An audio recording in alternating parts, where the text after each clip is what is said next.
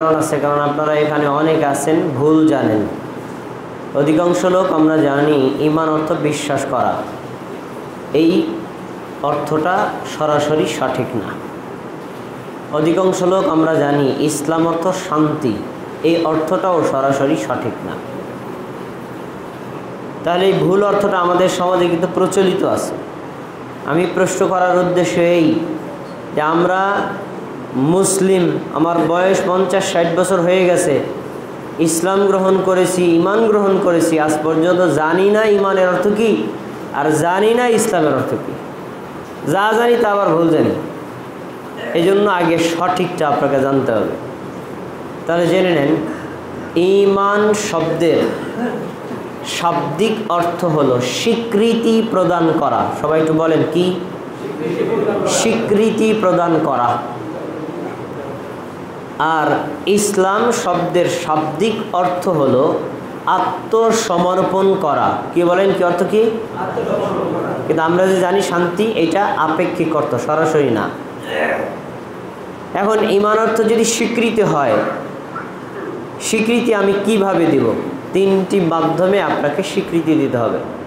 এক, আপনার ঠোঁট আর জিহ্বা দিয়ে আপনি স্বীকৃতি দিবেন। কি স্বীকৃতি দিবেন? আশহাদু আল্লা ইলাহা ইল্লাল্লাহ, আমি সাক্ষ্য দিচ্ছি আল্লাহ ব্যতীত আর কোনো ইলাহ নেই।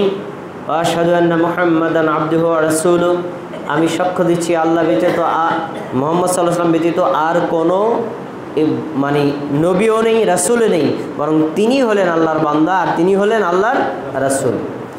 এইটা আপনি মুখে দিলেন, এক নম্বর। দুই নম্বর, তাসদীকুম বিল জিনান, আপনার অন্তর দিয়ে ওইটাকে স্বীকৃতি দিতে হবে। এই যে এবার আসছেন বিশ্বাসের কথা।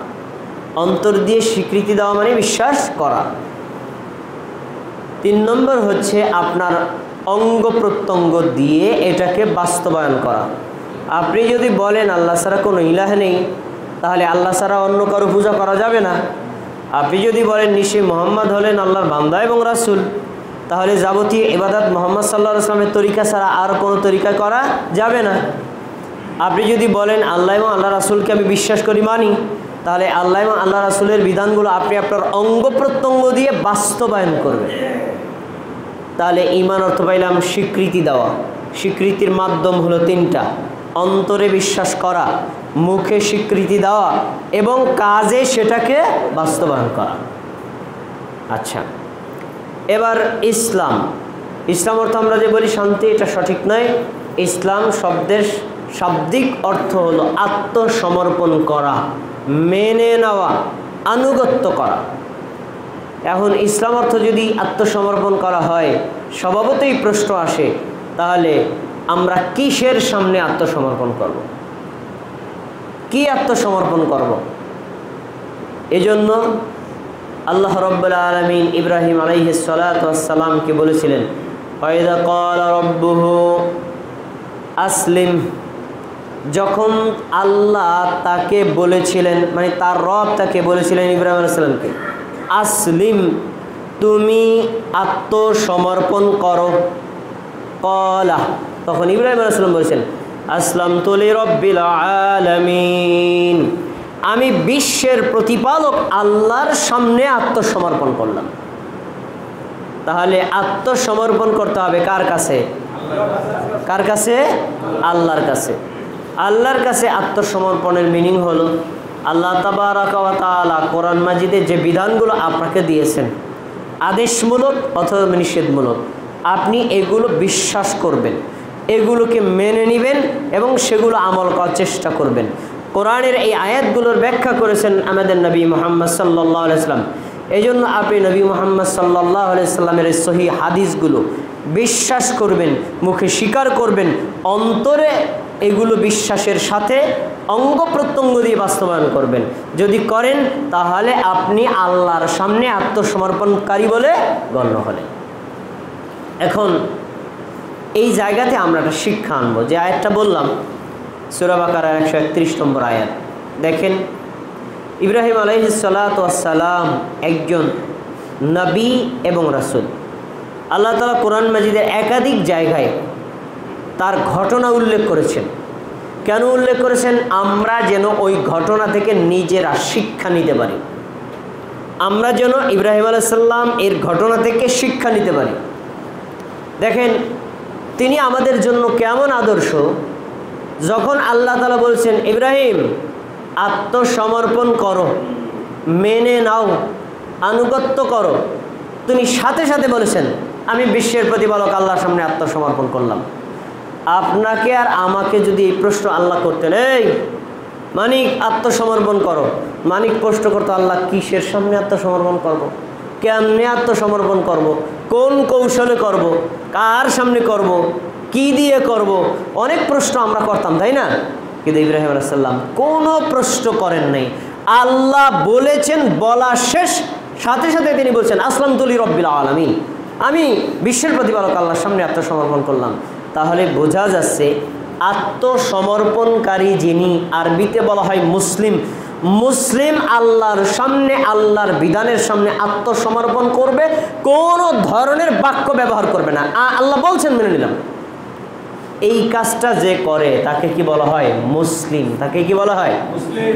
আমাদের সমাজের সব মুসলিম কি আল্লাহর বিধান এরকম বিনা বাক্য ব্যয় গ্রহণ করে?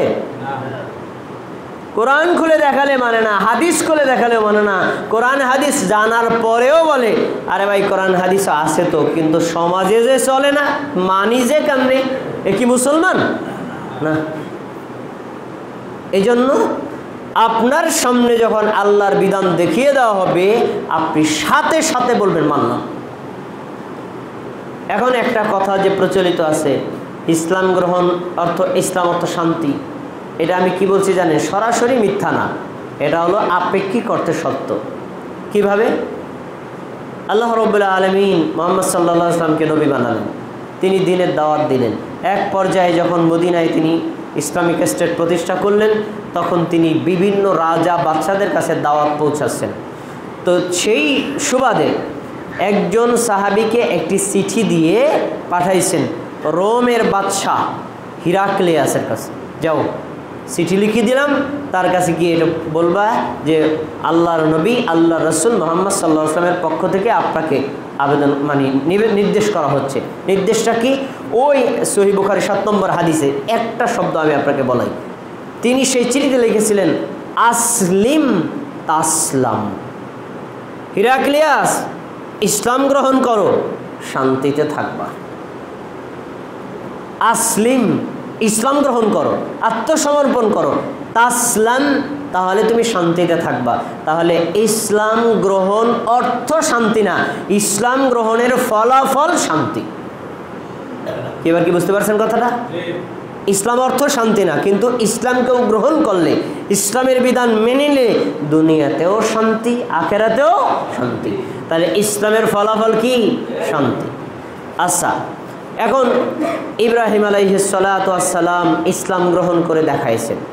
কিভাবে ইসলাম গ্রহণ করতে হয় তার একটা বাস্তব নমুনা পাবেন কুরবানির দিন। দেখেন, যেহেতু এই জিলহজ মাস আসতেছে, আগামী জুমায় আপনাদের এখানে এই কুরবানি সম্পর্কে আলোচনা হবে। আমি একটা আয়াত আপনাকে শোনায় দিচ্ছি সূরা সফফাতের। দেখেন, আল্লাহ রাব্বুল আলামিন ইব্রাহিম আলাইহিস সালাতু ওয়াস সালামকে স্বপ্নে দেখালেন। স্বপ্নের মধ্যে তিনি দেখছেন তিনি তার ছেলে ইসমাইলকে জবাই করতেছেন। আল্লাহ কিন্তু বলে নাই জবাই করো, আল্লাহ কিন্তু জিবরাইলের মাধ্যমে গিয়ে বলে নাই যাও তার ছেলের জবাই করতে বলো, এগুলো বলে নাই। শুধু স্বপ্নে দেখাইছেন তিনি জবাই করছেন। সবাই খেয়াল করেন, এখান থেকে শিক্ষা। স্বপ্ন দেখা শেষ, সকালবেলা ছেলে ডেকে বলছে ইয়া বুনাইয়া ইন্নী আরা ফিল মানামি আন্নী আযবাহুকা ফানজুর মাযা তারা।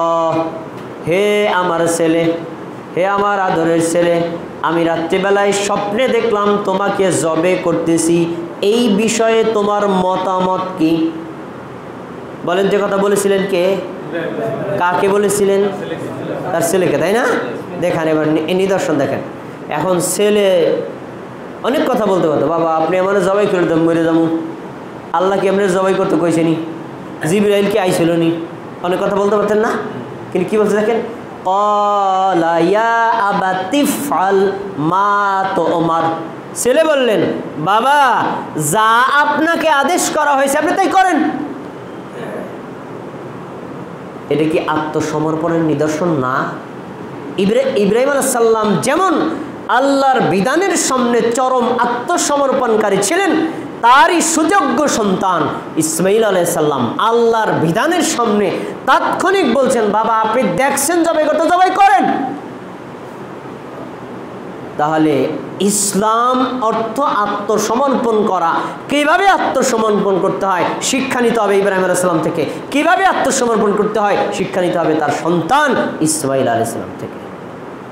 আচ্ছা, ইসমাইল কি বুঝতেন না যে আমি জবাই করলে মারা যাব? ভাই বুঝতেন না? তারপর তিনি বুঝছেন আমার জীবনটা কার, তাহলে আমার মরণটা জীবনটা যদি আল্লাহর জন্য হয় এর চাইতে সৌভাগ্যর কি আছে? আপনি জবাই করেন, সমস্যা আমি আল্লাহর জন্য জবাই হব। ছেলে প্রস্তুত। পরে ইব্রাহিম আলাইহিস সালাম তার ছেলেকে নিয়ে জবাই করার জন্য কাজ করে শোয়ালেন। যখন শোয়াইছেন, আমাদের দেশের হুজুরা এখানে অনেক কথা বলে বাড়াইয়া, জবাই করার সময় ছুরি দিয়ে পোজ দিছে, তারপরে কাটতেছে না, আবার পোজ দিছে, তারপরে কাটতেছে না, রাগ হয়ে ছুরি ফালাই দিছে, পাথর কাটে গেছে, আবার টোকাই আনছে। শুনছেন না গল্প? টোটাল ভুয়া কথা। অরিজিনাল কথা, কাট করে শোয়াইছেন, শোয়ানোর পরে ছুরিটা এভাবে হাতে নিছেন, পোজ দিবেন, এবার পোজ দিবেন। তখনই আল্লাহ বললেন, ইয়া ইব্রাহিম কদ সাদ্দাকাতার রুইয়া, ইব্রাহিম পোজ দেওয়া লাগবে না, আমি তোমার পরীক্ষা করছি, পাশ করে ফেলছো। ইব্রাহিম আলাইহিস সালাম আন্তরিক ইচ্ছা সন্তানকে জবাই করবেন, আর ইসমাইল আলাইহিস সালামের আন্তরিক ইচ্ছা জবাই হবেন। দুইজনের মনের পরীক্ষা কি বাকি আছে না? হয়েছে? পাশ করছে না ফেল করছে? পাশ করছে। আল্লাহ বলছে জবাই করা লাগবে না, তো ওই একটা দুম্বা দিলাম না, ওইটা জবাই করো। তাহলে এখানে দেখেন আল্লাহর বিধানের সামনে ইব্রাহিম আলাইহিস সালাম ইসমাইল আলাইহিস সালামের আত্মসমর্পণটা কেমন। এইভাবে প্রত্যেক মুসলিমকে আল্লাহর বিধান, কোরআন, নবীর বিধান, হাদিসের সামনে আত্মসমর্পণ করতে হবে, তবে আপনি মুসলিম। আর যদি এভাবে আত্মসমর্পণ করতে না পারেন তাহলে আপনি মুসলিম না। এই ঘটনা আল্লাহ কোরআনে দিয়েছেন কেন? আমাদের এখান থেকে শিক্ষা নেওয়ার জন্য, গল্প বলার জন্য না, শিক্ষা নেওয়ার জন্য। এখানে একটা বিষয় খেয়াল করেন, ইব্রাহিম আলাইহিস সালাম 90 বছর পর্যন্ত ছিলেন নিঃসন্তান। তারপরে আল্লাহর কাছে দোয়া করছেন, রব্বি হাবিলি মিনাস সালিহিন, আল্লাহ আমার একটা নেককার সন্তান দেন। এরপরে আল্লাহ তাআলা তাকে ইসমাইলকে দিয়েছেন। 90 বছর পর্যন্ত যদি কোনো লোক নিঃসন্তান থাকে, এরপরে যদি একটা ছেলে পায়, ছেলেটা যদি বাবার সাথে হাঁটতে, চলতে, বসতে, কথাবার্তা বলতে পারে, আল্লাহ যদি বলে ছেলেটার জবাই কর, আপনার যদি কইতো, আপনার যদি বলতো আপনার বয়স কত হন? 90 এখনো হয় নাই। যদি আপনার একটা সন্তান হয়, আল্লাহ যদি বলে তোর ছেলেটা জবাই করতো, আপনি কইতেন কি আল্লাহ আপনার বিবেক বুদ্ধি কিছুই নেই, আপনার কোনো বুদ্ধি কিছুই নেই, আপনি আল্লাহ এই কি বিবেক হারা হয়ে গেলেন? আমি এতদিন পর পাইছি একটা ছেলে, এটার জবাই করলাম, তো আমি তো নিঃসন্তান হয়ে যাবো, বলতেন না? আল্লাহ বলছে, আর ইব্রাহিম আলাইহিস সালাম বলছেন আল্লাহ দিয়েছেন সন্তান, চাইছেন আল্লাহ দিলাম। এর নাম কি? আত্মসমর্পণ করা। এখান থেকে একটা পয়েন্ট বের করে নেন, জিলহজ মাসের 10 তারিখে পৃথিবীর লক্ষ লক্ষ মানুষ, লক্ষ লক্ষ প্রাণী জবাই করবে। জেনে রাখেন, এই প্রাণীগুলো জবাই করাও আল্লাহর উদ্দেশ্য না, আর জবাই হওয়াও আল্লাহর উদ্দেশ্য না। একটাই উদ্দেশ্য, কোন লোকটা ইসমাইল আর ইব্রাহিমের মতো মন নিয়ে, আত্মা দিয়ে আমার সামনে কোরবানি করে, আমি আল্লাহ তারটাই কবুল করব। এই জন্য কুরবানি করার আগে প্রত্যেক ব্যক্তিকে তার মনটাকে আগে ঠিক করে নিতে হবে, আমি কি সমাজের জন্য করছি নাকি আল্লাহর জন্য করছি? আমি কি গোস্ত খাওয়ার জন্য করছি না আল্লাহর জন্য করছি? এইটা হলো মেইন। এরপরে গোস্ত আপনি বেশি খাইলেও সমস্যা নাই, কম খাইলেও সমস্যা নাই, আপনার নিয়তটাকে সবচেয়ে বেশি শুদ্ধ করে নিতে হবে। এটা হলো ইসলাম গ্রহণ করার একটা নিদর্শন।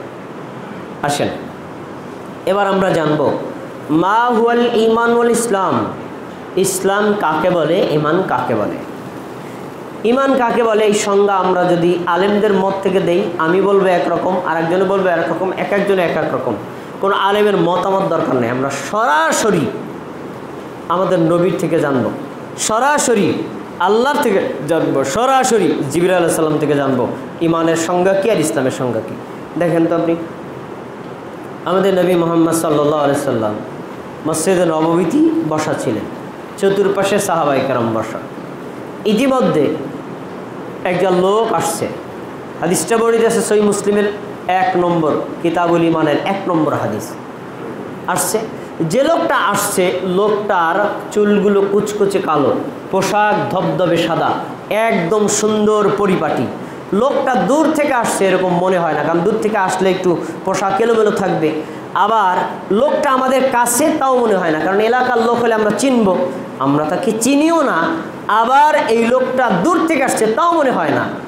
আসলো, আসার পরে কাউকে কোনো কিছু জিজ্ঞেস করলো না। আয়েশা জিজ্ঞেস করতে বলে, আবু বকর, এ অমুক, তোমাদের নবীকে মুহাম্মদকে বলো, কিছু বলে নাই। সরাসরি এসে আমাদের নবী মুহাম্মদ সাল্লাল্লাহু আলাইহি সাল্লামের সামনে এসে বসলেন। কিভাবে বসছেন? আমরা যেভাবে আত্মাহিত পড়ি না, ঠিক ওইভাবে হাঁটুর উপর 2 হাত দিয়ে আমাদের নবীর সামনে বসছে। বসার পর আমাদের নবীকে প্রশ্ন করছে। শোনেন প্রশ্ন, ইয়া মুহাম্মদ আখবিরনি আনিল ঈমান। হে মুহাম্মদ, আমাকে বলেন তো ঈমান কাকে বলে? ঈমানের সংজ্ঞা কি? ঈমানের পরিচয় কি? ঈমান বলতে কি বোঝায়? আপনি ঈমানের পরিচয় দেন তো, আমি তো জানতে চাই। এবার শোনেন, আমাদের নবী সাল্লাল্লাহু আলাইহি ওয়াসাল্লাম বলছেন, আনতুমিনা বিল্লাহ, ঈমানের সংজ্ঞা হলো তুমি আল্লাহকে বিশ্বাস করবা, ওয়া মালাইকাতি, আল্লাহর ফেরেশতাদেরকে বিশ্বাস করবা, ওয়া কুতুবিহি, আল্লাহর কিতাবসমূহ বিশ্বাস করবা, ওয়া রাসূলিহি, আল্লাহর নবী রাসূলদেরকে বিশ্বাস করবা, ওয়াল ইয়াউমিল আখিরি, পরকালকে বিশ্বাস করবা, আর ওয়াতুমিনা বিল কদারি খাইরিহি ওয়া শাররি, তোমার তাকদিরে ভালো লেখা থাকতে পারে, খারাপও লেখা থাকতে পারে, এই তাকদিরের ভালো মন্দের উপর বিশ্বাস করবা। কয়টা জিনিস পাইলাম? 6টা। কয়টা? সবাই বলেন কয়টা? তাহলে ঈমানের আরকান হলো 6টা। এই 6টা মিলে হলো ঈমান। 1 নম্বর আল্লাহর উপর ঈমান আনা। আল্লাহর উপর ঈমান আনা, এই বিশ্বাস করা নফল না ফরজ? যারা আল্লাহর উপর বিশ্বাস করে তাদের কি বলা হয়? মুমিন। আর তাদেরকে বলা হয় আস্তিক। যারা বিশ্বাস করে না তাদেরকে কি বলা হয়? নাস্তিক। তাহলে 1 নম্বর আল্লাহর উপর ঈমান আনতে হবে। 2 নম্বর, আল্লাহর ফেরেশতা আছেন, আল্লাহর মালাইকা আছেন, এদেরকে আমরা চোখে দেখি না, কিন্তু কোরআনে তার বর্ণনা আছে, হাদিসে তার বর্ণনা আছে। এই কোরআন এবং হাদিসের আলোকে যে সকল মালাইকার তথ্য আল্লাহ দিয়েছেন, এগুলোর উপর বিশ্বাস করা আমাদের জন্য কি ফরজ। কয়টা ফরজ গেল? 2টা। 3 নম্বর, আল্লাহ তাআলা আসমান থেকে জিবরাইলের মাধ্যমে বিভিন্ন নবী রাসূলদের কাছে আসমানি কিতাব অবতরণ করেছেন। আমাদের নবীর উপর অবতরণ করেছেন কি? কোরআন। কি নাজিল করেছেন? এর আগে নাজিল করেছিলেন তাওরাত, ইনজিল, তারপরে জাবুর আর সহিফা। এই কিতাবগুলো বিভিন্ন নবী রাসূলদের উপর আল্লাহ তাআলা অবতরণ করেছেন। ওই কিতাবগুলোর উপর ঈমান আনা নফল না ফরজ? ফরজ। এরপরেরটা অরসুলি, আল্লাহ তাআলা যে সকল নবী এবং রাসূল পাঠাইছেন, আমাদের নবী আসার আগে আরও প্রায় লক্ষাধিক নবী রাসূল পৃথিবীতে এসেছিলেন মানব জাতির হেদায়েতের জন্য। ওই নবী রাসূলদের উপর ঈমান আনা, বিশ্বাস করা কি ফরজ। আচ্ছা, এরপরে আখিরাতের উপর বিশ্বাস করা। আখিরাত মানে আমরা মারা যাব, মৃত্যুর পর আমাদেরকে কবরে নেওয়া হবে, কবরে আমাদের রূহ ফেরত দেওয়া হবে, সেখানে প্রশ্নোত্তর হবে, তারপরে সেখানে শান্তি শাস্তি শুরু হবে, তারপরে হাসর, তারপরে মিজান, তারপরে বলছিলাম এরপরে জান্নাত, এরপরে জাহান্নাম। মানে আখিরাত প্রসঙ্গে যতগুলো তথ্য আছে সবগুলোর উপর বিশ্বাস করা কি ফরজ। আর 6 নম্বর হলো আপনার তাকদিরে আল্লাহ ভালো রাখতে পারেন, আবার খারাপও রাখতে পারেন। আপনার তাকদিরে যা থাকবে ওইটার উপর বিশ্বাস করা কি ফরজ।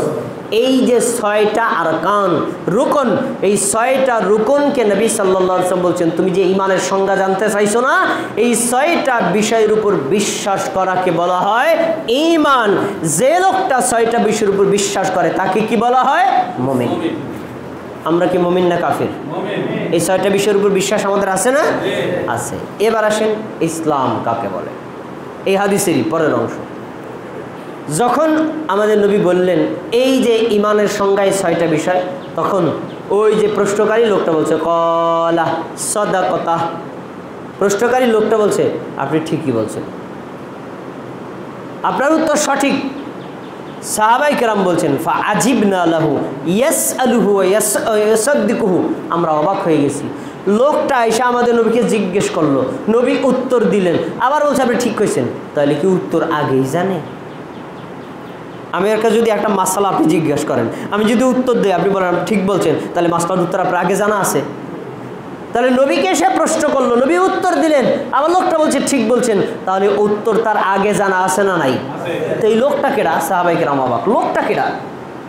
পরের প্রশ্ন এবার বলছে, তাহলে আমাকে বলেন আখবিরনি আনিল ইসলাম, আমাকে বলেন তো ইসলাম কাকে বলে? মানুষকে আমি ইসলামের দাওয়াত দিব, তো ইসলাম তাকে বুঝতে হবে। আমি যে দিনের দাওয়াত দিব, দিনকে আগে বুঝতে হবে, না বুঝলে আমি দাওয়াত দেবো কেমনে? আপনি আগে বলেন তো ইসলাম কাকে বলে? আপনি তো ইসলামের দাওয়াত দেন, তাই না? তাই ইসলামের পরিচয় দেন। নবী সাল্লাল্লাহু আলাইহি ওয়াসাল্লাম বলছেন, আনতা শাহাদা লা ইলাহা ইল্লাল্লাহ, ইসলাম হলো তুমি সাক্ষ্য দিবা আল্লাহ ছাড়া সত্য কোনো ইলাহ নাই, ওয়া আন্না মুহাম্মাদুর রাসূলুল্লাহ, আর নিশ্চয়ই মুহাম্মদ হলেন আল্লাহর রাসূল। কালেমা শাহাদাত প্রথম সাক্ষী। এরপরে অতুকিমাস সালাত, তুমি 5 ওয়াক্ত সালাত কায়েম করবা। 5 ওয়াক্ত সালাত আদায় করো, নফল না ফরজ? ফরজ। 5 ওয়াক্ত সালাত কায়েম করবা। আর অতুআদ্দিয়া যাকাত, তোমার সম্পদে যদি কোনো জাকাত পরিমাণ মতো, নিসাব পরিমাণ মতো হয়, তাহলে তোমার জাকাত দেবা। কয়টা গেল? 3টা। 4 নম্বর আতাসুমা রমাদান, রমজান মাসে রোজা রাখবা। কয়টা গেল? 4টা। 5 নম্বর ওয়াতাহুজ্জুল বাইতা ইন ইসতাতা ইলাইহি সাবিলা, তুমি যদি বাইতুল্লাহ পৌঁছতে সক্ষম হও তাহলে বাইতুল্লাহ গিয়ে হজ করবা। এই 5টা কাজ হলো তোমার জন্য করণীয়। এই 5টা কাজ করে যে তাকে বলা হয় মুসলিম। তাকে কি বলা হয়? মুসলিম। আচ্ছা, একটু বিশ্লেষণ করা লাগে এখানে, খেয়াল করেন। কালেমা শাহাদাতের সাক্ষ্য দেওয়া, ধনীও দিবে, গরিবও দিবে, নারীও দিবে, পুরুষও দিবে, ছোটও দিবে, বড় দিবে, কারো জন্য কোনো ভেদাভেদ নাই, সবার জন্য একরকম। কালেমাতে শাহাদাতের কোনো ভিন্ন আছে? নাই। 2 নম্বর সালাত কায়েম করা, নারীর জন্য ফরজ, পুরুষের জন্য ফরজ, ধনীর জন্য ফরজ, গরিবের জন্য ফরজ। ফরজ, এতে কোনো ভিন্নতা নেই, সবার জন্য। 3 নম্বর যাকাত দেওয়া, সবার উপর ফরজ? সবার উপর ফরজ? কার উপর যাকাত দেওয়া ফরজ? যার সম্পদ নিসাব পরিমাণ হয়েছে তার উপর যাকাত দেওয়া ফরজ। আর যে সকল মুমিনদের উপর যাকাত ফরজ হয়নি, তারা শুধু অন্তরে বিশ্বাস করাটাই ফরজ, আমল করা লাগবে না। আচ্ছা, এবার রমজান মাসে রোজা রাখা কি ধনী গরিব সবার উপর ফরজ, নাকি ধনীদের ছাড় দেওয়া হয়েছে, না গরিবদের ছাড় দেওয়া হয়েছে? তার মানে এই রমজানের রোজা রাখা সবার জন্য ফরজ। হজ কি সবার জন্য ফরজ? কাদের জন্য? যারা বাইতুল্লাহ পৌঁছাতে সক্ষম, সে তার জন্য টাকা লাগবে, তার জন্য শারীরিক সক্ষমতা লাগবে, তার জন্য পথের নিরাপত্তা লাগবে। এই 3টা যদি কারো থাকে তাহলে জীবনে একবার হজ করা ফরজ, বাকি হজগুলো হলো নফল। করলে নাকি পাবে, না করলে নাই। আচ্ছা, তাহলে আমরা এখান থেকে একটু পয়েন্ট বের করে আনি। কালেমা শাহাদাতের সাক্ষী ধনী গরিব সবার জন্য দিতে হবে, সালাত সবার জন্য আদায় করতে হবে, সিয়াম সবার জন্য করতে হবে, যাকাত আর হজটা সবার জন্য না। এখন আমরা এই 3টা জিনিসই ধরি, তাহলে একটা লোক 5 ওয়াক্ত নামাজ আদায় করার আগে কালেমা শাহাদাতের সাক্ষী দিতে হবে, তারপরে 5 ওয়াক্ত সালাত আদায় করতে হবে, এরপরে রমজান মাসে রোজা রাখতে হবে। এই 3টা কাজ যে কন্টিনিউ করে তাকে বলা হয় মুসলিম। আমাদের সমাজে মুসলিমদের সংখ্যা কিন্তু এইটা না। নামাজ না পড়লেও বলে মুসলমান থাকে, রমজান মাসে রোজা না রাখলেও বলে মুসলমান থাকে। এই জন্য আমার জানা মতে অনেক মুসলমান আছে তার দাড়ি পেকে গেছে, 1 পা কবরে চলে গেছে, রমজান মাসে তারা হোটেলের ভিতরে ঢুকে বিড়ি সিগারেট টানে, এমন মুসলমান আছে না? আর এখনো পর্যন্ত আমাদের সমাজে এমন মুসলমান আছে চায়ের দোকানে চা সাবাই আর গিবাত করে কয়, ওই যে লোকটা নামাজ পড়তে যায় না, ওনার মাথায় টুপি থাকলে কি হয়েছে, নামাজ পড়লে কি হয়েছে, উনি মিথ্যা কথা বলে, ওনার চাইতে আমি ভালো মুসলমান। আরে ভাই, আমি নামে শুধু জুমায় পড়লেও ওনার মতো মিথ্যা কথা তো বলি না, মানে নামাজ না পড়েও সে মুসলমান দাবি করে, এমন লোক আছে না? নেই। অথচ যে নামাজ পড়ে না, এই নামাজ না পড়ার 2টা অর্থ, একটা পড়তে পারে না, ছুটে গেছে, সে মুসলিম, আর একটা আছে কন্টিনিউ ইচ্ছাকৃত পড়ে না, সে আর মুসলমানদের তালিকায় থাকতে পারবে না। নবী সাল্লাল্লাহু আলাইহি ওয়াসাল্লাম কি বলছেন? আল ফারকু বাইনাল মুসলিমি ওয়াল আবদি তারকুস সালাত। একজন মুমিন বান্দা, মুমিন বান্দি, একজন মুসলিম বান্দা, মুসলিম বান্দি আর কাফের মুশরিকদের মধ্যে পার্থক্য হলো কি? নামাজ। নামাজ পড়লে সে মুসলমান, নামাজ না পড়লে সে মুসলমান না। তাহলে ইসলামের আমরা এখানে একটা সংজ্ঞা পেলাম যে 5টি বিষয়কে কেন্দ্র করে মুসলিম হতে হয়। এই 5টির মধ্যে 2টা ধনীদের জন্য, বাকি 3টা সবার জন্য বাধ্যতামূলক, কোনোভাবে ছাড় নাই। আসুন, কেউ যদি ইসলাম গ্রহণ করে তার ফলাফল কি হবে? ইসলাম গ্রহণ করলে লাভ কি? দেখেন, আল্লাহ রাব্বুল আলামিন একজন ব্যক্তিকে বলেছেন যে তোমরা মুসলিম হও, ইসলাম গ্রহণ করো। কেন?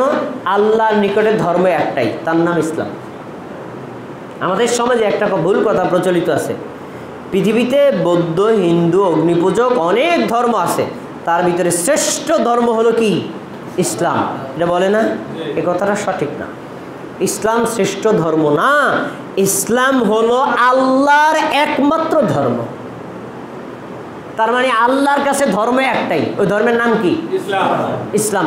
আল্লাহ তাআলা 1 লক্ষেরও বেশি নবী রাসূল পাঠাইছেন, সবার ধর্ম ছিল ইসলাম, আর সবাই ছিলেন কি? মুসলিম। সবাই এক ধর্ম অনুসারী ছিল, কিন্তু মানুষ ইসলামকে বাদ দিয়া অন্য ধর্ম তারা নিজেরা বানায় নিছে। দলিল কি? দেখেন, সূরা আলে ইমরান করে দেখেন, আল্লাহ কি বলছেন? ইন্নাদ-দীনা ইনদাল্লাহিল ইসলাম। আল্লাহর নিকটে একমাত্র দিন হলো কি? ইসলাম। একমাত্র দিন, একেবারে এখানে খাস করা, আল্লাহর কাছে একমাত্র ধর্ম, একটাই ধর্ম, ওই ধর্মের নাম কি? ইসলাম। ঈসা আলাইহিস সালাম ছিলেন মুসলিম, তার ধর্ম ছিল ইসলাম। মুসা আলাইহিস সালাম ছিলেন মুসলিম, তার ধর্ম ছিল ইসলাম। ইব্রাহিম আলাইহিস সালাম ছিলেন মুসলিম, তার ধর্ম ছিল ইসলাম। আদম আলাইহিস সালাম ছিলেন মুসলিম, তার ধর্মের নাম কি? ইসলাম। তবে শরীয়ত ভিন্ন। কি? আদম আলাইহিস সালামের সময়ের কুরবানির বিধান ছিল যে কুরবানি কেউ করলে প্রাণীটা বিসমিল্লাহ বলে জবাই করবে, জবাই করার পরে এই প্রাণীটারে পাহাড়ের উপর থুয়ে আসবে। তো যার কোরবানি কবুল হয়েছে আল্লাহ আগুন পাঠাই দেবে, আগুন পাঠানোর পরে ওই যে জবাইকৃত প্রাণীটা পুড়ায় ফেলবে। যারটা পুড়ে গেছে বোঝা যাবে তারটা কবুল হয়েছে, আর যারটা ওইভাবে পচে গেছে কবুল হয় নাই। তাহলে কোরবানির বিধান আদম আলাইহিস সালামের যুগেও ছিল, আমাদের যুগেও আছে। আমরা প্রাণীটা জবাই করার পর কি এটা কি আল্লাহ পোড়ায় ফেলেন? হ্যাঁ, আমরা খাই না। তাহলে শরীয়তের বিধান ভিন্ন। তাদের শরীয়তে ছিল খাওয়া যাবে না, আল্লাহ আগুন হিসেবে পোড়ায় নিয়ে যাবে। আর আমাদের শরীয়তে বিধানটা কি? আমরা জবাই করব, নিজেরা খাবো। তাহলে কুরবানির বিধান তার জমানায় ছিল, আমাদের জমানায় আছে, কিন্তু নিয়মটা ভিন্ন। তাহলে তিনিও ছিলেন মুসলিম, আমরাও কি? মুসলিম। আচ্ছা, কেউ যদি মুসলিম ইসলাম গ্রহণ করে, আল্লাহ রাব্বুল আলামিন বললেন আল্লাহর একমাত্র ধর্ম কি? ইসলাম। তারপরে বলছেন ওমাইয়াবতাগি গায়রাল ইসলামি দীনা ফালাই ইউকবালা মিনহু। কেউ যদি ইসলাম ব্যতীত অন্য কোনো ধর্ম তালাশ করে আর ওই ধর্মের অনুসরণ করে, তাহলে তার জানতে হবে ফালাই ইউকবালা মিনহু, আল্লাহ ওই ধর্ম কখনো কবুল করবেন না। সূরা আলে ইমরানের 85 নম্বর আয়াত আল্লাহ বলছেন আল্লাহর ধর্ম কি? ইসলাম। ইসলাম ব্যতীত অন্য কোনো ধর্ম যদি কেউ তালাশ করে, কেউ যদি হিন্দু হয়, কেউ যদি বৌদ্ধ হয়, কেউ যদি খ্রিস্টান হয়, কেউ অগ্নি পূজা করে, তাহলে এই ধর্ম আল্লাহর নিকটে কখনো কবুল হবে না। আর ওই ধর্মের বিধান যত পালন করেছে কোনো নেকিও আল্লাহ দিবেন না। তাহলে বলেন, ইসলাম কি শ্রেষ্ঠ ধর্ম না একমাত্র ধর্ম? আল্লাহর একমাত্র ধর্ম কি? আলহামদুলিল্লাহ, আমরা আল্লাহর ধর্মের উপরে আছি। আচ্ছা, এবার আল্লাহর নবী সাল্লাল্লাহু আলাইহি ওয়াসাল্লাম পৃথিবীর অমুসলিমদের জন্য একটা সুসংবাদ আনছেন। যারা অমুসলিম, হিন্দু, বৌদ্ধ, খ্রিস্টান, নাস্তিক, অগ্নিপূজক, তাদের জন্য একটা সুসংবাদ এনেছেন। কি সুসংবাদটা? হলো তারা ওই মানব রচিত বাতিল ধর্ম ত্যাগ করে তারা যদি আল্লাহর ধর্ম ইসলাম গ্রহণ করে, আল্লাহ তাবারাকা ওয়া তাআলা ওই লোকটা ইসলাম গ্রহণ করার সাথে সাথে তার অতীতের যত পাপ আছে সব পাপ ক্ষমা করে দিবেন। সুবহানাল্লাহ। নবীর একজন সাহাবী, তার নাম আমর ইবনে আস রাদিয়াল্লাহু তাআলা আনহু। আমর ইবনে আস রাদিয়াল্লাহু তাআলা আনহু একজন রণকৌশলী সাহাবী ছিলেন, যোদ্ধা সাহাবী এবং অনেক বিচক্ষণ, বুদ্ধিমান। উনি আমাদের নবীর কাছে আসছে কেন? ইসলাম গ্রহণ করার জন্য। এখন ইসলাম গ্রহণ করতে যখন আসছে, আমাদের নবীকে তাকে ইসলাম গ্রহণ করাইতে আগ্রহ তার আছে না? নেই? আছে। তখন নবী সাল্লাল্লাহু আলাইহি ওয়াসাল্লামকে সে বলছে, নবী আপনি আপনার হাতটা প্রসারিত করে দেন, আমি আপনার হাতের উপর হাত রেখে ইসলাম গ্রহণ করব। কালিমা শাহাদাত পরে মুসলমান হবে। আমাদের তাকান, সবাই তাকান। নবী সাল্লাল্লাহু আলাইহি ওয়াসাল্লাম হাতটা আগায় দিলেন, দাও হাত দাও। যখন নবী হাতটা আগায় দিচ্ছেন তখন ওই সাহাবী তার নিজের হাতটা গুটায় নিছেন, না আমি হাত দেব না। তখন আমাদের নবী বললেন, মা তোমার কি হলো? ইয়া আমর, মা বালু ইয়া আমর, আমর তোমার কি হলো? তুমি না বললা আমাকে হাত দেন, আপনি হাতের উপর হাত রেখে আমার হাতের উপর হাত রেখে আমি ইসলাম গ্রহণ করবো, আমি তো হাত দিয়েছি। তখন আমর বলছে, আল্লাহর নবী আমি মুসলমান হওয়ার আগে একটা শর্ত করতে চাই। তখন তিনি বল, বিমা যা তাশতারিত, আমর কি শর্ত তোমার, বলো কি ইচ্ছা করছো তুমি? তখন নবী সাল্লাল্লাহু আলাইহি ওয়াসাল্লামকে আমর বলছে, আইয়ুগফার লি, আমি যদি এখন মুসলমান হই তাহলে কি আমাকে ক্ষমা করা হবে? এ আমর এক সময় নবীর বিরুদ্ধে যুদ্ধ করেছে, ইসলাম গ্রহণ করতে এসছে। তার ধারণা আমি এত বড় মহাপাপ করেছি, আল্লাহর নবী আল্লাহর রাসূলের বিরুদ্ধে যুদ্ধ করেছি, ইসলামের বিরুদ্ধে যুদ্ধ করেছি, তাহলে কত বড় পাপ করলাম, আমি ইসলাম গ্রহণ করলে, ঈমান গ্রহণ করলে আমার পাপ কি ক্ষমা হবে? তখন আমাদের নবী একটা কথা বলেছেন, এই কথাটা পৃথিবীর সব অমুসলিমদের কানে পৌঁছে দেওয়া দরকার। তিনি বলছেন, আমা আলিমতা আন্নাল ইসলাম ইয়াহদিমু মা কানা ক্বাবলাহ, আমর তুমি কি জানো না, কোন লোক যদি একবার ইসলাম গ্রহণ করে, কালেমা শাহাদাত পড়ে মুসলমান হয়, তার অতীতের যত আমল আছে আল্লাহ সব আমলগুলো পুরে ছাই করে দিবেন। কোন আমল? খারাপ আমল। কোন আমল? বদ আমল। কোন আমল? গুনাহ আমল। তার মানে ধরেন একটা লোক হিন্দু, তার বয়স 100 বছর, 100 বছর বয়সে যদি এখানে এসে বলে, ভাই আমাকে কালেমা শাহাদাত পড়ে মুসলমান বানায় দেন, আজ যদি সে কালেমা শাহাদাত পড়ে মুসলমান হয়, এই 100 বছরে সে যত পাপ করেছে ইসলাম গ্রহণ করার সাথে সাথে আল্লাহ সব পাপগুলো ডিলিট করে দিবেন। সুবহানাল্লাহ।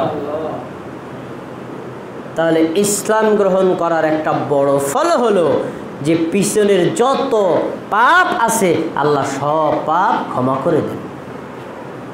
আসুন আমরা এবার ইসলামের ফজিলত জানবো। ইমানের ফজিলতটা কি? ইমান আমরা তো আনছি, 6টা বিষয়ের উপর ইমান আনছি। ইমানের ফজিলত কি, গুরুত্ব কি, যদি আপনি না জানেন আপনি ইমানটাকে ধরে রাখতে পারবেন না, আর রাখবেনও না, যেটি আমাদের সমাজেও নাই। অনেক মানুষ আছে 5 ওয়াক্ত নামাজ মসজিদে গিয়ে পড়ে, আবার দেখা যায় এই লোকটাই তার পীরের দরবারে গিয়া কবরে সিজদা করে। মানে একবার মাথা টাকায় আল্লাহর সামনে, আর একবার মাথা টাকায় কার সামনে? গায়রুল্লাহর সামনে। এমন মুশরিক আমাদের সমাজে নাই? আছে। কেন এই কাজ করে? তারা করে এই জন্য তারা ইমানের মূল্য কি তা বোঝে না। আসেন ইমানের মূল্য সম্পর্কে আপনাকে একটু বুঝাই। নবী সাল্লাল্লাহু আলাইহি ওয়াসাল্লামের কাছে আবু হুরায়রা প্রশ্ন করছেন, ইয়া রাসূলুল্লাহ আইয়ুল আমালি আফদাল, আল্লাহ রাসূল আমাকে বলেন তো সবচেয়ে শ্রেষ্ঠ আমল কোনটি? ইসলামের মধ্যে সবচেয়ে দামি আমল, আল্লাহর নিকট সবচেয়ে মর্যাদাবান আমল কোনটি? তখন তিনি বলছেন, ঈমানুম বিল্লাহি ওয়া রাসূলিহি, আল্লাহর উপরে ঈমান আনা এবং তার রাসূলের উপরে ঈমান আনা হলো ইসলামে সর্বশ্রেষ্ঠ আমল। তাহলে এই হাদিসে পাওয়া গেল মানুষ জন্মগ্রহণ করার পর থেকে মৃত্যু পর্যন্ত নামাজ, রোজা, হজ, যাকাত, দান, সদকা, ফরজ, ওয়াজিব, সুন্নাত, মুস্তাহাব, ছোট বড় ভালো মন্দ যত ধরনের আমল করুক, আল্লাহর কাছে শ্রেষ্ঠ আমল কি? আল্লাহর উপরে ঈমান আনা আর নবীর উপরে ঈমান আনা। ঈমানের দাম ইসলামের সবচেয়ে বেশি। হাদিসটা এবার মনে রাখেন। এবার আপনাকে একটা আয়াত শোনাবো, আয়াতের পর একটা হাদিস শোনাবো।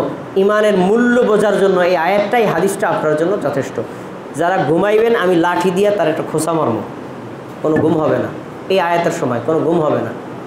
খেয়াল করে শোনেন, সূরা আলে ইমরান করেন, আল্লাহ তাআলা বলেন, ইন্নাল্লাযীনা কাফারু, নিশ্চয়ই যারা কুফরি করেছে, আমাতু হুম কুফার, কাফের অবস্থায় মরেছে, ফালাই ইউকবালা মিন আহাদিহিম মিলউল আরদি যাহাবা, কিয়ামতের দিন জাহান্নামের আগুন থেকে বাঁচার জন্য যদি তারা পৃথিবী পূর্ণ সোনা আল্লাহকে দেয়, দেওয়ার পরে বলে, আল্লাহ আমাদেরকে জাহান্নামের শাস্তি থেকে বাঁচান, এই কথা যদি আল্লাহকে বলে, আল্লাহ বলছেন ফালাইয়ুকবালা মিনহু, তাদের শোনা গ্রহণ করে কখনো তাদেরকে জাহান্নাম থেকে বাঁচানো হবে না। আমার দিকে খেয়াল করে শোনেন, কোনো লোক যদি কুফরি করে তার ঈমান থাকে না চলে যায়? সবাই বলেন কুফরি করলে ঈমান থাকে? চলে যায়। তো এখন লোকটা মারা গেছে এই অবস্থায়, কুফরি অবস্থায় মারা গেলে সে কি ঈমান নিয়ে মারা গেল না ঈমানহীন অবস্থায় মারা গেল? আচ্ছা, ঈমানহীন অবস্থায় মারা গেছে। ঈমানহীন অবস্থায় মরার পর সে যদি পৃথিবী পূর্ণ সোনা আল্লাহকে দেয়, দিয়ে বলে আল্লাহ এই যে এতগুলো সোনা আপনারা দিলাম, তারপরে আমাদেরকে জাহান্নামের আগুন থেকে বাঁচান, আল্লাহ কি জাহান্নামের আগুন থেকে বাঁচাবেন? সোনা গ্রহণ করবেন? আপনারা বলছেন না, আর আল্লাহ বলছেন লাইয়ুকবালা, কখনোই গ্রহণ করা হবে না, নেভার, কশিনকালেও গ্রহণ করা হবে না। মানে আপনাদের চাইতে আল্লাহর কথার জোর আরো বেশি। তাহলে আমরা এই আয়াত থেকে একটা শিক্ষা পেলাম, ঈমানহীন অবস্থায় মারা গেলে জাহান্নাম থেকে কখনো মুক্তি পাওয়া যাবে না, আর জান্নাতেও যাওয়া যাবে না। বুঝতে পারছেন তো? আয়াতটা মনে রাখেন। এবার হাদিস, সহিহ বুখারী 22 নম্বর হাদিস করে রাখেন। রাসূলুল্লাহ সাল্লাল্লাহু আলাইহি ওয়াসাল্লাম বলেন, যারা জান্নাতে যাওয়ার তারা জান্নাতে চলে যাবে, যারা জাহান্নামে যাওয়ার তারা জাহান্নামে চলে যাবে। জাহান্নামী লোকদের মধ্যে মানুষ দুই প্রকার, একটা হলো মুমিনে আসি, অস্থায়ী জাহান্নামী, আর একটা হলো স্থায়ী কাফের মুশরিক যারা, তারা কি স্থায়ী। অস্থায়ী যারা, তাদেরকে আল্লাহ জাহান্নাম থেকে বের করার আদেশ করবেন কয়টার মাধ্যমে? এক, নবী রাসূলদের শাফাআতের মাধ্যমে, মুমিন বান্দাদের শাফাআতের মাধ্যমে, অথবা আল্লাহর রহমতের মাধ্যমে আল্লাহ তাদের ক্ষমা করে বলবেন ওদেরকে জাহান্নাম থেকে বের করে আনো। খেয়াল করে শোনেন তো, জাহান্নাম থেকে বের করে আনার সময় আল্লাহ একটা শর্ত দিবেন। আল্লাহ বলবেন আখিরিজু মান কানা ফি কলবিহি মিসকাল হাববাতিন মিন খরদালিল ঈমান, ফেরেশতারা জাহান্নামের মধ্যে যাও, জাহান্নামে যারা আগুনে পুড়তেছে তাদেরকে জাহান্নাম থেকে বের করে আনো। তবে একটা শর্ত কি, যার অন্তরে সরিষা দানা পরিমাণ ঈমান আছে তাকে জাহান্নাম থেকে বের করবা, এছাড়া আর কাউকে বের করা যাবে না। আচ্ছা, তারপরে আল্লাহ রাব্বুল আলামিনের ফেরেশতারা যাবেন গিয়ে যাদের অন্তরে সরিষা দানা পরিমাণ আছে ঈমান, তাদেরকে বের করে আনবেন। আনলেন, আনার পরে বলবেন তাদের উপর পানি ঢেলে দাও। পানি ঢেলে দেওয়া হবে। এই লোকটা জ্বলন্ত অঙ্গার ছিল, পানি পাওয়ার সাথে সাথে আবার সাবেক সুন্দর মানুষে পরিণত হয়ে যাবে। সুবহানাল্লাহ। আচ্ছা, এখন এই লোকটাকে আল্লাহ তাআলা বলবেন যাও জান্নাতে দিয়ে। এখন আমার দিকে একটু খেয়াল করে দেখি কার কার মনে আছে। ঘুমাইছে কেরা কেরা? কে কে ঘুমাইছে নি কেউ? প্রশ্ন সবার উত্তর দিতে হবে। প্রথম আয়াত বলছিলাম সূরা আল ইমরান থেকে, ওখানে পাওয়া গেল ঈমানহীন অবস্থায় মারা গেলে পুরো পৃথিবী পূর্ণ সোনা দিলে আল্লাহ তাকে জাহান্নাম থেকে বের করবেন না। আর এই হাদিসে পাওয়া গেল লোকটা পৃথিবী পূর্ণ সোনা তো দূরের কথা, তার অন্তরে ছিল একটা সরিষা দানা পরিমাণ ঈমান। এই ঈমান থাকার কারণে আল্লাহ তাকে জাহান্নাম থেকে বের করছেন না করেন নাই? সবাই বলে না আমার চাচা ঘুমায় কে, বের করছেন না করেন নাই? এবার একটু বলেন তো, তার মানে কি বোঝা গেল? সারা পৃথিবী পূর্ণ স্বর্ণ আল্লাহকে দেওয়া হলো, জাহান্নাম থেকে বের করলেন না। একটা সরিষা দানা পরিমাণ ঈমান দিয়েছেন, আল্লাহ তাকে জাহান্নাম থেকে বের করলেন। তার মানে হলো আল্লাহর কাছে সমগ্র পৃথিবী পূর্ণ সোনার মূল্য যা, একটা সরিষা দানা পরিমাণ ঈমানের মূল্য লক্ষ লক্ষ কোটি গুণ বেশি। সুবহানাল্লাহ। আমি মনে হয় আপনাদের কি বুঝাইতে পারিনি, আপনারা কি বুঝতে পারছেন? ঈমানের দাম কম না বেশি? এখানে আমরা যারা আছে, এখানে যারা আছে, উপরে মা বোন যারা আছেন, আপনারা বলেন আপনারা কি মুমিন না কাফির? আপনারা ঈমান আনছেন না আনেন নাই? তার মানে এই মুহূর্তে আপনারা পুরো পৃথিবী পূর্ণ স্বর্ণের মালিকের চাইতে বেশি দামি সম্পদের মালিক। এই ঈমান সংরক্ষণ করার দরকার আছে না নাই? কিন্তু আমাদের দেশের মানুষগুলো ঈমানের সংরক্ষণ করে না, ঈমান তাদের বারে বারে ধ্বংস হয়ে যায়। যায় নাকি যায় না? যায় না? ইমান আপনি আনছেন, আল্লাহর উপর ইমান আনলেন, নবীর উপর ইমান আনলেন, কোরআনের উপর ইমান আনছেন, পরকালের উপর ইমান আনছেন, ফেরেশতার উপর ইমান আনলেন। ইমান আনলেই কি স্থায়ী হয়ে যাবে? না, ইমান আনার পরে কখনো শিরিক করা যাবে না, ইমান আনার পরে কখনো কুফরি করা যাবে না, ইমান আনার পরে কখনো বিদআত করা যাবে না, ইমান আনার পরে কখনো নেফাকি করা যাবে না। আপনি যদি শিরিক করেন, বিদআত করেন, নেফাকি করেন, আপনার ইমান থাকবে না। তাহলে আমাদের ইমানগুলো সংরক্ষণ করা দরকার আছে নাই ভাই? ইমান সংরক্ষণ করার দরকার। অনেকে ভাবে ইমান আবার যায় কেমনে, এরকম ভাবে তারা। অনেক কই ইমান আনছি না, আবার ইমান যাইব কা? অনেক কিছু মানুষ মনে করেন ইসলামের কোনো বিধান পালন করে না, হয় আমাকে অন্তরে বিশ্বাস তো ঠিক আছে, অন্তরে বিশ্বাস ইমান তো ঠিক আছে, আরে আকাম কুকাম যাই করি, ইমান তো ঠিক আছে, এরকম তাদের ধারণা। কিন্তু তারা জানে না ইমান ভেঙ্গে যায়। কয়েকটা উদাহরণ নেন, আপনারা বুঝবেন। এ ভাই, আমি আপনাদের সামনে এখন জুমার খুতবা দিতে দাঁড়াইছি, একটু পরে নামাজ পড়বো। তো আমি খুতবার আগে ওযু করছিলাম, এখন যদি আমার পেছনের রাস্তা দিয়ে বায়ু বের হয়ে যায়, আমার ইমান থাকবে না ভেঙে, ওযু থাকবে না ভেঙে যাবে? তাহলে ওযু যেভাবে হয় আবার ওযু ভেঙ্গেও, বুঝতে পারছেন বিষয়টা? এবার আমি নামাজে দাঁড়াইছি, নামাজে দাঁড়ানোর পরে যদি আমি একটা ফোন আইছে, আমার মোবাইল আছে, আমি নামাজে দাঁড়াই এক হাত বের করে করলাম, এই আমি নামাজে আসি, পরে কথা কম, মোবাইলটা থুয়ে আবার কথা বলতে নামাজ পড়তেছি, আমার নামাজ কি হয়েছে না ভেঙে গেছে? তাহলে নামাজ যেরকম হয় আবার নামাজ ভেঙ্গেও যায়। আরে ভাই, ওযু যেমন হয় ওযু ভেঙ্গে যায়, নামাজ যেমন হয় নামাজ যেমন ভেঙ্গে যায়। ইমান আনার পরে শিরক করলে, ইমান আনার পরে কুফরি করলে ওইভাবেই ইমান ধ্বংস হয়ে যায়। তাহলে একজন মুসলমান শুধু ইমান আনলেই হবে নাকি ইমানটাকে সংরক্ষণ করতে হবে? আপনাদের এই মসজিদে অনেক আলেমরা শিরিক সম্পর্কে আলোচনা করেছে, কুফরি সম্পর্কে আলোচনা করেছে, নেফাকি সম্পর্কে আলোচনা করেছে, বেদাত সম্পর্কে আলোচনা করেছে। কেন করেছে? আপনাদের ইমানটাকে সংরক্ষণ করার জন্য, যাতে আপনার এই শ্রেষ্ঠত ইমানটাও কখনো ধ্বংস না হয়ে যায়। ভাই, এতক্ষণ পর্যন্ত ইমান, ইসলামের পরিচয়, অর্থ, গুরুত্ব ইত্যাদি সম্পর্কে আলোচনা করলাম। এবার আমার আলোচনার মূল কথা, আলোচ্য বিষয় দিয়েছিলেন ইমান, ইসলামের মূল নীতি, যেটা আমাদের বক্তব্যের মূল বিষয়। আমি এক নজরে বলে যাব, সময়টা শেষ। এখানে যারা আছেন মা বোন এবং আপনারা যারা আসেন, আপনাদের প্রতি বিনীত অনুরোধ, মূল নীতি জেনে রাখবেন। 1 নম্বর, ইমান আর ইসলাম। ইমান আনছে যে তাকে বলা হয় মুমিন, ইসলাম গ্রহণ করছে যে তাকে বলা হয় মুসলিম। এই মুমিন আর মুসলিমের 1 নম্বর কাজ জেনে বুঝে ইমান আনা আর জেনে বুঝে ইসলাম পালন করা। মূর্খদের মতো, অজ্ঞতার মতো অন্ধভাবে ধর্ম পালন করা যাবে না। যদি ধর্মবিধান মূর্খভাবে পালন করতে চান তাহলে হিন্দু হইবেন। কারণ হিন্দুদের ঠাকুরের কাছে যায় কিছু নাজ নিয়ামত দিয়ে আয় করবেন, আপনার বোঝা হে দিয়ে দিব।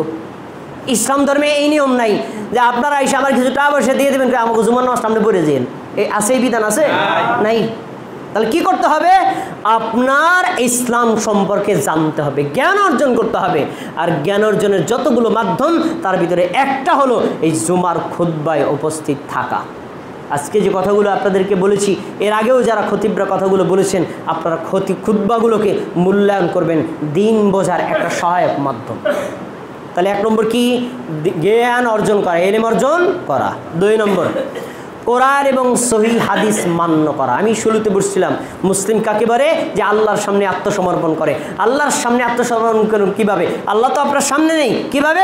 আল্লাহ কোরআন দিয়েছেন, ওই কোরআনের ব্যাখ্যা আমাদের নবী হাদিস দিয়ে করেছেন। অতএব কোরআন আর সহিহ হাদিস পেলে ওটাকে বিশ্বাস করা, মান্য করা একজন মুমিনের কাজ, একজন মুসলিমের কাজ। কোরআন সহিহ হাদিস পরে আমরা কি মানব না অমান্য করব? আমল করতে না পারেন, ধরেন একটা মানুষ দাড়ি শেভ করে, নবী সাল্লাল্লাহু আলাইহি ওয়াসাল্লাম বলছেন তোমরা দাড়ি ছেড়ে দাও, দাড়ি কাট করো না। এখন আপনি দাড়ি ছাড়তেছেন, কাটতেছেন, আপনার ইমানি দুর্বলতার কারণে ভাবতে পারেন হ্যাঁ আমি হাদিসটা মানতে পারি না, কিন্তু হাদিসটা যে নবীর, ওইটা বিশ্বাস করা কেউ যদি রাখে, তাকে আপনি তিরস্কার করবেন না, তাকে উৎসাহ দিবেন, তাহলে বোঝা যাবে আপনার এই হাদিসের উপর ইমান আছে। তো কোনো হাদিস আপনি মানতে পারেন না, ঠিক আছে, কিন্তু কখনো অস্বীকার করা যাবে না, কেউ মানলে তার কোনো বিরোধিতাও করা যাবে না। আচ্ছা, এবার 3 নম্বর, উসুলুল হাদিস আর উসুলুল কোরআনের জ্ঞান জানা। উসুলুল হাদিসের জ্ঞানটা কি? হাদিস শুরু কেউ বললো, আমাদের দেশে তো পাইকারিদের হাদিস চলে, এই মন গড়া হাদিস এক একজন বলে, কয় যে নবী সাল্লাল্লাহু আলাইহি ওয়াসাল্লাম বলছেন চীন দেশে হলো জ্ঞান অর্জন করার জন্য যাও, এরকম অনেকে বলে না? আরে ভাই, এটা আমাদের নবী বলেনি। ভুয়া হাদিস, মিথ্যা হাদিস আমাদের নবীর নামে বানায় বলা হয়েছে, কোনো হাদিসের কিতাবে হাদিস নেই। তো হাদিস বলার আগে, হাদিস জানার আগে আপনাকে এনশিওর হতে হবে হাদিসটা আসলে আমাদের নবী কিনা। যদি হাদিসটা নবীর হয়, শিওর হয়, তাহলে এদিকে হাদিসটাকে বলা হয় সহিহ হাদিস। কি বলা হয়? আর যদি নবীর হাদিসটা শিওর না হয়, তাহলে এটার নাম জাল আর জয়ীফ হাদিস। এজন্য সহিহ হাদিস বিশ্বাস করা, আমল করা ফরজ, আর জাল জয়ীফ হাদিস বর্জন করাটা ফরজ। বুঝতে পারছেন বিষয়টা? এই জন্য জাল জয়ীফ হাদিস আর সহিহ হাদিস আপনাকে জানতে হবে, চিনতে হবে। আচ্ছা, তারপরে উসুলুল কোরআন, কোরআনের জ্ঞান অর্জন করা, কোরআনের মূলনীতির জ্ঞান অর্জন করা। কোরআনের মূলনীতির জ্ঞানটা কি? কোরআন আল্লাহর বাণী, আল্লাহ রাব্বুল আলামিন এটাকে সংক্ষিপ্ত আকারে উল্লেখ করেছেন, এর ব্যাখ্যা বিশ্লেষণ করেছেন আমাদের নবী হাদিস দিয়ে। এজন্য কোরআনের শ্রেষ্ঠ ব্যাখ্যা হলো হাদিস। শ্রেষ্ঠ ব্যাখ্যা কি? হাদিস। এই জন্য আপনি যখন কোরআনের আয়াত পড়বেন, অর্থ পড়বেন, অর্থ আর তাফসিরের সাথে একটা পার্থক্য দেখবেন। তাফসির করেছেন একজন মুফাসসির, মুফাসসিরের তাফসির যদি আয়াতের সাথে সাংঘর্ষিক হয়, আমরা কি আয়াত মানব না মুফাসসিরের তাফসির মানব? আয়াত মানব। আমরা তা করি না। দেখেন আল্লাহ তাআলা কি বলছেন, তোমরা জিকির করো মনে মনে, সঙ্গোপনে, বিনা আওয়াজে। এ কথা কার? আল্লাহ। বিনা আওয়াজে, খুফিয়াতান, গোপনে। আর আমাদের দেশে পীর সাহেবরা দেখেন জিকির করতে করতে তাম্বুরা লাভ দিয়ে তাম্বুরের উপর ওড়ে, এরকম আছে না? আছে, তাম্বুরের উপর ওড়ে, কিন্তু পাশে একটা খেজুর গাছ আছে, জীবনে উঠবে না। খেজুর গাছ আছে, মান্দার গাছ আছে, মনে উঠবে না, কারণ হে পাগল হইলো, জাগা মতো ঠিক আছে। এগুলো হলো মানুষকে দেখানোর একটা ফাইজলামি ছাড়া আর কিছু না। জিকির করবা তুমি অন্তর দিয়া, ঠোঁট জিহ্বা নড়তে পারে, কিন্তু এর জন্য লাফালাফি, চিল্লা চিল্লি, হল্লা চিল্লি, লাভ দিয়ে ওঠা, এমুকের যায় গলা জড়াই দ্বারা, এমন আমাদের আছে না নাই? এগুলো হলো জিকিরের নামে, ধর্মের নামে ফাইজলামি আর শয়তানি।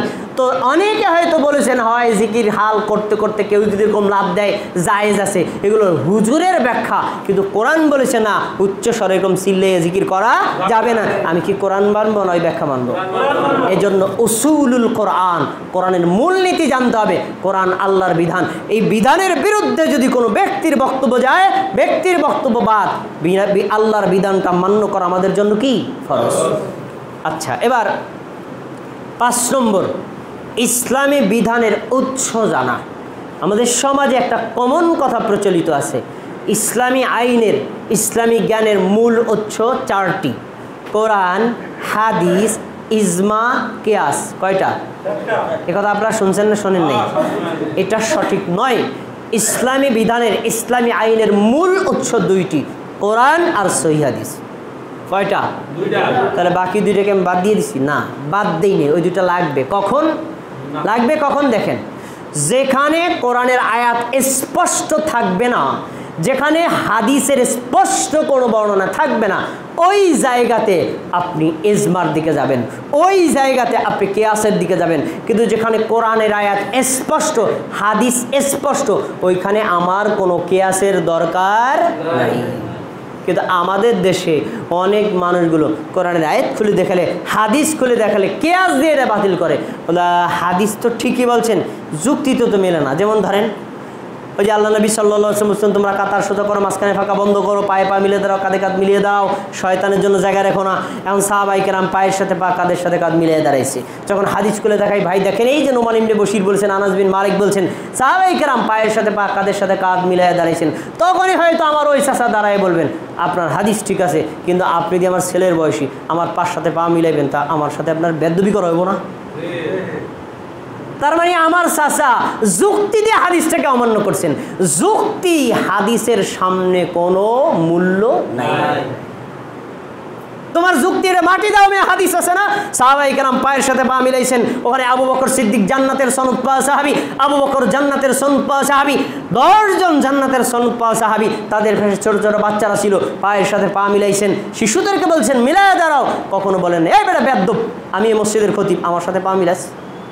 এরকম কোনো গৌরব অহংকার তাদের মধ্যে ছিল না। তাহলে নামাজের কাতারে দাঁড়ানোর পরে রাষ্ট্রপতি, প্রধানমন্ত্রী, আলেম, খতিব, পীর, বুজুর্গ, উস্তাদ, সাধারণ মানুষ, ছোট আর বড় কোনো পার্থক্য নাই। এখানে সবাই আল্লাহর বান্দা, পায়ের সাথে পা, কাঁধের সাথে কাঁধ মিলিয়ে সাম্যবাদের সাথে আমরা আল্লাহর সামনে দাঁড়িয়ে কাতারবদ্ধ হয়ে নামাজ পড়ব। এটাই ইসলামের শিক্ষা। তাহলে বোঝা যাচ্ছে যে কোরআন এবং হাদিসের সামনে কিয়াস করে কোনো বিধানকে বাতিল করা যাবে না। এবার আসুন ইজমা। ইজমা কি করবেন? আরে ভাই, ইজমা অর্থ হলো ঐক্যমত করা। এই ঐক্যমত কে করবে? সাহাবায়ে কেরাম। ঐক্যমত কারা করবে? তাবিঈগণ। ঐক্যমত কারা করবেন? হকপন্থী আলেমগণ। এই ঐক্যমত যদি তারা করেন, সাহাবীগণ করলে হাদিসে আছে, তাবিঈগণ করলে হাদিসে আছে। কারণ সাহাবীদের কথা কর্ম ওইটাও হাদিস, তাবিঈদের কথা কর্ম ওইটাও হাদিস। অতএব তারা যদি ইজমা করেন তা হাদিসে থাকবে। তারা ইজমা না করলে মন গড়া তোমরা ঢালিকান্দি হুজুর সবাই মিল্লা কইছে আমরা ইজমা করলাম। আরে বেটা, তোর ইজমার কি দাম আছে? এই ইজমার কোনো ভ্যালু নাই। বরং তারা যদি ইজমা করেন তার ভ্যালু আছে। যেমন আবু বকর রাদিয়াল্লাহু তাআলা আনহু প্রথম খলিফা হয়েছেন, তারপরে ওমর খলিফা হয়েছেন, তারপরে ওসমান খলিফা হয়েছেন, তারপরে আলী খলিফা হয়েছেন। 4 জন খলিফা যখন হলেন, সব সাহাবী ঐক্যবদ্ধভাবে মেনে নিয়েছেন, কেউ কখনো কারো বিরোধিতা করেন নাই। তাহলে 4 খলিফা হক, 4 খলিফাকে মান্য করা ইজমাভাবে এটা বিশ্বাস করা আমাদের জন্য ফরজ। কিন্তু শিয়া আছে না, ইরানের শিয়া, যারা শিয়া তারা এটাকে বিশ্বাস করে না। কি? আবু বকর, ওমর, ওসমান এই 3 জন হলো সন্ত্রাসী, তারা ষড়যন্ত্রকারী। তারা আলী রাদিয়াল্লাহু তাআলা আনহু খলিফা হওয়ার যোগ্য ছিল, ওনারা চালাকি করে আলীকে ডাইভার্ট করে নিজেরা খলিফা হয়েছেন। এজন্য তারা আবু বকর, ওমর, ওসমান এই 3 জনকে গালিগালাজ করে আর বলে ওরা হলো জাহান্নামী, ওরা হলো কাফের, ওরা বেঈমান। এরা কারা বলে? এই কথা কারা বলে? কিন্তু বড় কষ্টের বিতায় কষ্ট কোথায় রাখবো? ঢালিকান্দি মসজিদের, সুন্নাহ মসজিদে যারা নামাজ পড়ে তাদেরকে আমাদের সমাজের অনেকে বলে এরা নাকি শিয়া। এমন বলে নাকি বলে না? আমরা নাকি শিয়া? নাউজুবিল্লাহি মিন যালিক। আরে আমরা তো বলি শিয়ারা মুসলমানই না। তো মুসলমান, আমি যদি কারো মুসলমান না করি আমি কি সেখানে যাবো নাকি? শিয়ারা তো মুসলমানদের মধ্যেই পড়ে না। আমাদেরকে আপনি শিয়া মনে করেন কেমনে? আমরা হলাম আল্লাহ রাসূল সাল্লাল্লাহু আলাইহি ওয়াসাল্লামের অনুসারী, সাহাবায়ে কেরামদের অনুসারী, সালফে সালেহিনের অনুসারী। আমরাই হলো হকপন্থী মুসলিম। কোরআন আছে যেখানে আমরা আছি সেখানে, সহিহ হাদিস আছে যেখানে আমরা আছি সেখানে, কোরআন আর হাদিস নাই যেখানে আমরাও থাকি না। এটাই আমাদের পরিচয়। প্রিয় ভাইরা, আলোচনার শেষের দিকে সর্বশেষ আপনাদের একটা কথা বলে আলোচনা শেষ করে দিব। এখানে যারা আছেন আপনারা সবাই আমাদেরকে বলেছিলেন আপনারা মুমিন আর আপনারা মুসলিম, তাই না? বলেছিলেন। কীভাবে বলেছিলেন? ওই যে আশহাদু আল্লা ইলাহা ইল্লাল্লাহ ওয়া আন্না মুহাম্মাদার রাসূলুল্লাহ, আমরা সাক্ষ্য দিচ্ছি আল্লাহ ছাড়া কোনো ইলাহ নাই, এই একটা সাক্ষী দিচ্ছেন। আরেকটা হলো আমরা সাক্ষ্য দিচ্ছি নিশ্চয়ই মুহাম্মদ হলেন আল্লাহর বান্দা আর রাসূল। এই সাক্ষ্য আপনারা দিয়েছেন না? এই 2টা সাক্ষ্য যে ব্যক্তি দিবে তার জন্য 2টা কাজ করা ফরজ। 1 নম্বর, কেউ যদি বলে আল্লাহ ছাড়া কোনো ইলাহ নাই, তাহলে আল্লাহ ছাড়া পীর পূজা, কবর পূজা, মাজার পূজা, দরগা পূজা, দুর্গা পূজা, স্থান পূজা, বস্তু পূজা, কোনো পূজা, কোনো ধরনের শিরকে লিপ্ত হওয়া তার জন্য কি স্পষ্ট হারাম। যদি করে তাহলে এই সাক্ষ্য দেওয়া তার টিকবে না এবং সে মুসলমান থাকতে পারবে না। তাহলে আমরা কি এই সকল পূজার সাথে সম্পৃক্ত হব? 1। 2 নম্বর, আমি সাক্ষ্য দিচ্ছি নিশ্চয় মুহাম্মদ হলেন আল্লাহর বান্দার রাসূল। এই কথা যে লোক বলবে, বলার সাথে সাথে তার উপর একটা ফরজ, নামাজ, রোজা, হজ, যাকাত, সুন্নাত, ফরজ, ওয়াজিব, মুস্তাহাব যত ধরনের আমল আছে সব আমলগুলো একজন মাত্র ব্যক্তির মতো করতে হবে, আর কারো মতো করা যাবে না। একজন মাত্র ব্যক্তির তরিকা করবে, তিনি কে? কার তরিকা করবেন? চিশতিয়া তরিকায়, কাদেরিয়া তরিকায়, নকশবন্দিয়া তরিকায়, পীরের তরিকায়, বুজুর্গের তরিকায়, শরীয়তপুর হুজুরদের তরিকায়, বাংলাদেশের হুজুরদের তরিকায়, মক্কা মদিনার তরিকায়, আপনাদের এই মসজিদের ইমামের তরিকায়? কার তরিকায়?